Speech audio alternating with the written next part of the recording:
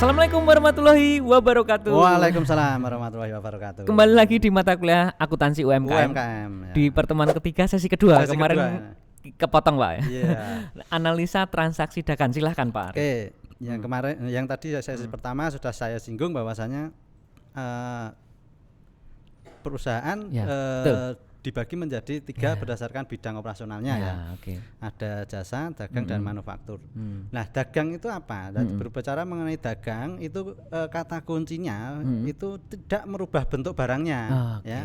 Jadi dia hanya memindahkan dari satu tempat ke tempat lain. Tapi Pak, ada pertanyaan nih Pak. Betul. Saya mahasiswa nih. Ya, silakan. Misalkan bentuknya sama. Ini misalkan saya beli apa ya? Beli sebuah produk terus saya ganti casingnya saja, itu termasuk dagang atau manufaktur Pak? Kalau hanya mengganti casingnya saja, mengganti tapi sifat dasar barangnya sama, itu masuk dagang. Ya. Tadi masih masuk dagang ya Pak? Masuk dagang. Itu kalau dalam manajemen pemasaran istilahnya rebranding itu namanya. Rebranding ya. Tapi itu. Masuknya tetap dagang ya Pak? Dagang itu ya. Kalau yang manufaktur kan merubah bentuk, betul-betul merubah bentuk. Ya. Misalnya dari biji kopi jadi kopi, diolah ya kan, proses pengolahan ya. Awalnya biji berbentuk menjadi tepung. Tepung dulu ya. Serbuk dulu ya. Nah, itu sudah masuk kategori manufaktur. Itu aja sudah termasuk manufaktur ya. Manufaktur. Dari biji jadi bubuk, kita jualan bubuknya. Ya. Apalagi dari biji bubuk langsung jadi minumannya ya, yang pakai uap itu bisa ya. Atau enggak nanti dari biasanya kan biji kopi diolah jadi serbuk masih ditambah jadi ditambah dengan gula. Nah, jadi kopi itu siap saji misalnya. Itu masuk ke manufaktur. Ya, seperti itu. Nah, itu perbedaannya di situ ya. Kita lanjut lagi, Pak. Kemudian selanjutnya dalam perusahaan dagang memiliki ciri-ciri ya, apa saja ya. Ya, intinya kalau perusahaan dagang dia itu pendapatan utamanya memang dari penjualan barang dagangannya. Tadi tidak merubah bentuk ya. Jadi dari barang dagangannya, termasuk strategi rebranding tadi ya, yang sempat disinggung tadi ya. Jadi sifat dasarnya sama bentuknya, tapi hanya casingnya atau covernya atau mungkin hanya diganti bungkusnya, itu masuk dagang tetap ya. Kemudian dalam menghitung pendapatan sebetulnya itu perusahaan dagang relatif lebih sederhana karena HPP-nya itu dihitung dari berapa harga beli barangnya. Yang kedua biaya untuk memperoleh barang tersebut. Ya. Kalau misalnya tadi kayak sempat disinggung misalnya kayak ada strategi rebranding, berarti kan biaya rebranding itu termasuk biaya. Ya, itu masukkan ke HPP ya.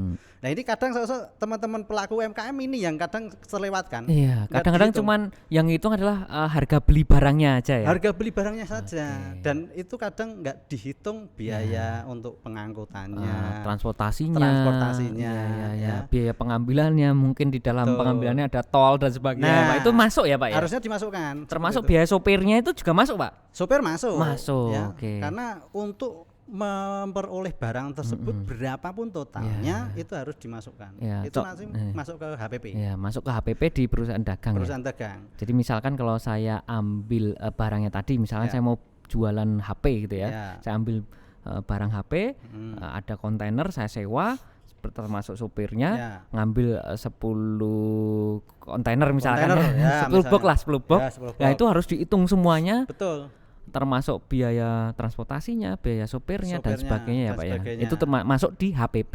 Jangan sampai kita cuman harga belinya saja, HP-nya.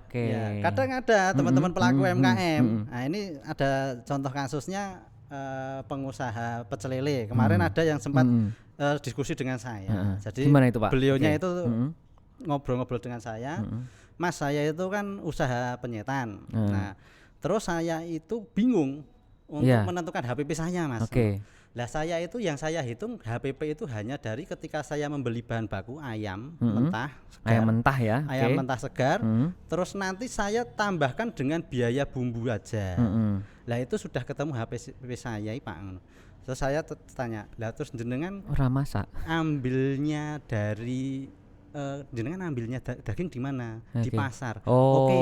Dari pasar jenengan ke rumah atau pasar ke warung pakai apa? Pakai sepeda motor. Biaya ada bensinnya apa sepeda motornya jenengan surung tak gitu kan. tak bercandain. Yo enggak, Pak. Lah itu apa? Itu berarti kan butuh apa? Bensin. Ya itu dimasukkan aku gitu. Oh, ternyata gitu ya, Pak. Iya gitu. Itu termasuk HPP-nya. HPP-nya itu masukkan. Harga HPP itu apa? Harga pokok penjualan.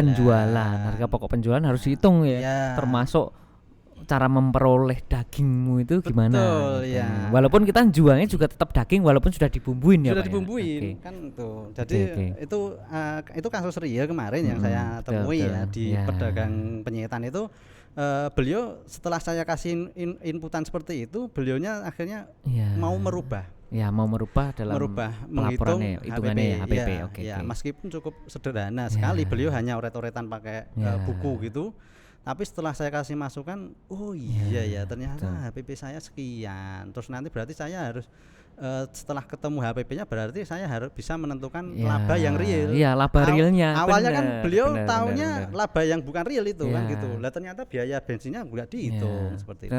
Bensinnya sampai Jakarta ternyata enggak laba. Nah, ya itu bisa jadi. Karena belinya 5.000, transportnya sebetulnya 2.000, dia jualnya 7.000. Jadi kalau kita tahu HPP keuntungan kita itu sebetulnya baik ya, karena jangan sampai kita menetapkan harga jualnya sebetulnya nggak laba loh. Betul. Karena banyak yang nggak dihitung. Ini pentingnya di situ. Oke. Dan kalau kita sudah mengetahui HPP yang real, kita bisa menentukan kita itu pengen laba berapa sih gitu. Jadi jual berapa kan gitu. Jangan sampai kalau nggak dihitung kan jual kita segini ternyata banyak biaya-biaya yang sebetulnya itu masuk HPP. Rugi sebetulnya. Gitu. Oke, kemudian Pak, kita kembali lagi ke transaksi dagang. Kemudian yang ketiga ya. Jadi dalam akuntansi perusahaan dagang biasanya ada sistem persediaan barang. Jadi karena kata tadi ya, jadi kita sifatnya itu hanya memindahkan barang tadi, otomatis kan kita perlu melakukan semacam kayak penampungan ya. Penampungan ya. Berarti kita mau jual HP pasti kan ada HP yang berapa yang jadi stok lah ya Pak ya. Stok, stok itulah namanya persediaan. Di situ. Kemudian yang ketiga, yang keempat ya. Jadi memang ciri perusahaan dagang hanya perantara antara produsen dan konsumen. Betul. Kita hanya perantara aja. Lewat ya Pak ya. Hanya melewati aja seperti itu. Yang kelima, antara barang yang dibeli dan dijual tadi tidak ada perubahan bentuk sifat ya. Ya, bentuk dan sifatnya. Tapi kalau bentuk casingnya bungkusnya tetap dagang ya Pak ya. Dagang tetepan. Gitu ya. Nah, itu macam-macam transaksi. Kemudian apa saja macam-macam transaksi di perusahaan dagang. Yang pertama pasti perusahaan dagang ada istilahnya pembelian barang. Nah, pembelian barang ada dua jenis juga. Iya, benar. Cara kredit atau tunai langsung ya. Cara kredit nanti ada perlakuan sendiri dalam akuntansi pencatatannya. Bagaimana cara mencatat pada saat kalau kita beli persediaan tadi, pembarang tadi yang mau dijual dengan cara kredit. Karena berbeda ya Pak ya. Kalau kredit dan tunai berbeda ya. Beda lagi seperti itu. Nah, kemudian yang ketiga itu nanti ketika ada retur, bisa jadi kan retur pembelian itu konsumen beli barangnya mungkin tidak sesuai atau ada yang rusak, ya dikembalikan. Ya kadang kita kalau beli kan kadang-kadang ada jaminan ke pelanggan kita ya. Kalau nanti catat ya boleh dikembalikan. Itu namanya retur. Ya. Nah, ketika ada kasus terjadi konsumen mengembalikan barang itu namanya retur. Dan bagaimana cara kita melakukan pencatatannya. Kemudian yang keempat potongan pembelian atau diskon. Kalau diskon gimana nih? Ya benar juga ya. Oke. Kemudian yang kelima ini ya beban angkut pembelian tadi ya. Bahan baku butuh biaya angkut. Kemudian yang keenam, jadi ketika menjual barang ada dua juga. Ya. Cara kredit atau tunai. Kredit nanti dan tunai beda perlakuannya. Pencatatannya ya otomatis berbeda. Kemudian ada retur penjualan juga ya. Pembelian ada retur, penjualan juga ada retur. Ya, gitu. Nah, ini perlu saya luruskan ya. Jadi untuk retur penjualan kita menjual barang, terus itu konsumen yang mengembalikan kita. Retur pembelian kita beli ke supplier. Ada yang tidak sesuai kita kembalikan. Jadi retur pembelian adalah kitanya yang meretur kepada perusahaan sebelumnya suppliernya. Supplier. Kalau penjualan kepada user kita pelanggan kita. Kemudian Kemudian potongan penjualan. Ini yang kita diskon ke usernya, ke pelanggannya. Pelanggan. Sedangkan tadi yang potongan pembelian itu kita dapat potongan pembelian dari supplier. Oke. Ya. Betul. Nah, ini adalah macam-macam transaksi yang sering terjadi. Yang nanti kita harus pelajari bagaimana cara mencatatnya. Oke. Kemudian. Nah, ini contoh jurnal secara umum ya sekarang ya. Jadi cara mencatat ke dalam jurnal umum dulu. Oke. Gimana Pak? Jadi ketika tadi ada pembelian barang dagangan, kita kulaan istilahnya. Oke, kita beli ya. Nah, belinya tunai atau kredit. Kalau kita pembelian secara tunai ya, otomatis kita cukup mendebit pembelian dan mengkredit kas. Karena kas kita berkurang. Kalau kas berkurang itu adalah kredit ya. Kredit kan gitu. Kalau debit pembeliannya ya. Barangnya.